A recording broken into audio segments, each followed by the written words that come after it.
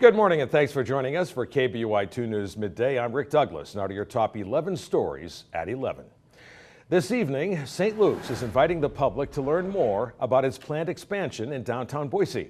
The hospital is holding an open house this evening and will provide information about how the plan will affect drivers, cyclists, and pedestrians on the east end of downtown, including the proposed closure of part of Jefferson Street. The open house starts at 5 at Fort Boise Park.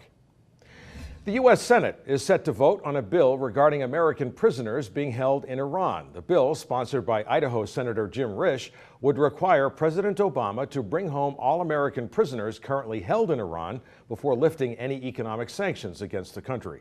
Prisoners currently being held include a journalist, a former U.S. Marine, and Idaho pastor Saeed Abedini. Abedini has been in an Iranian prison for more than 2 years. A rollover crash last night shut down the eastbound entrance to I84 in Meridian. It happened about 8. Idaho State Police say the driver of a Chevy Malibu ran into trouble as he traveled on I84 eastbound.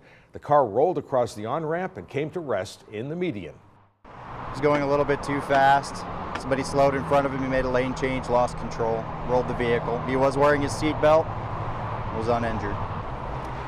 The cleanup caused crews to close the entrance for about a half hour. ISP says the driver will not be cited. Officers say the accident is a good reminder to slow down and be patient.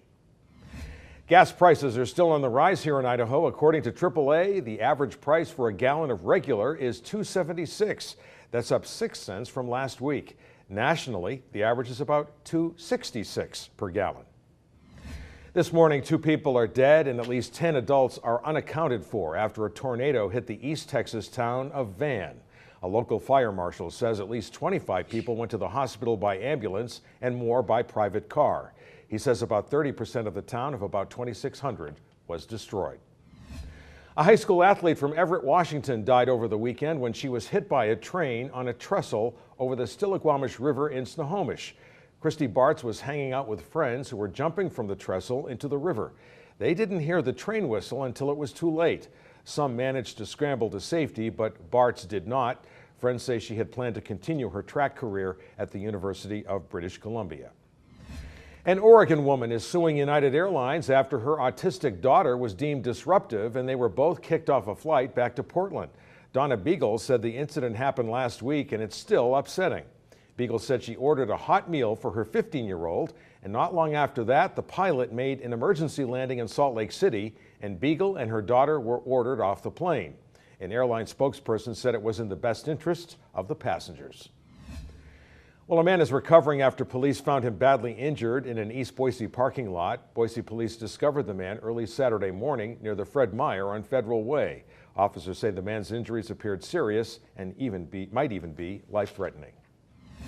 A lot of folks in the Treasure Valley will get some meal relief thanks to the generosity of local employees of the U.S. Postal Service. Saturday's Stamp Out Hunger food drive is an annual ritual for the USPS, and they're glad to do it because they know how much it helps those who are food insecure. This year marks the 23rd for the food drive, and fingers crossed, it might be the biggest one yet. We're still waiting on a lot of the numbers to see how much we collected out in more of the further Ada County regions in Meridian and Kuna. But just in Boise, we were able to collect anywhere around 118,000 pounds of food, which is incredible. That's we calculate that to be about 100,000 meals that we're going to be able to distribute because of the graciousness of the people of the Treasure Valley. It's estimated that more than 250,000 Idahoans struggle with food insecurity. That means 1 in 6 might not know when they'll get their next meal. Officials at Boise State say this was a banner year for academics, and the proof was in this weekend's commencement, where nearly 1,500 seniors received their degrees. By the time the ceremony began at 10, Taco Bell Arena was packed. So, bowing to the times, widescreen TVs were set up so families could see each grad up close. My biggest concern leaving Boise State University is trying to get a job. I mean, they ask you for years of experience, but how do you get a job with no experience? And what has been offered here at Boise State has been a wonderful, encouragement or foundation that has encouraged the graduates here to be creative and to be optimistic. So to remain aware that things could be bad, but positive that even if they are, we have the tools that could help make it better. Work with us. This was the university's biggest academic year ever. Between the December graduation and Saturday's, nearly 4,000 BSU students received degrees.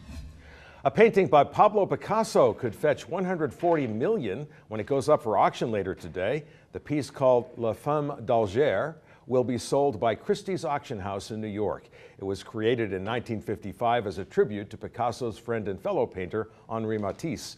It's possible the painting could bring in even more money. Picasso's work often sells for a higher price than the estimates.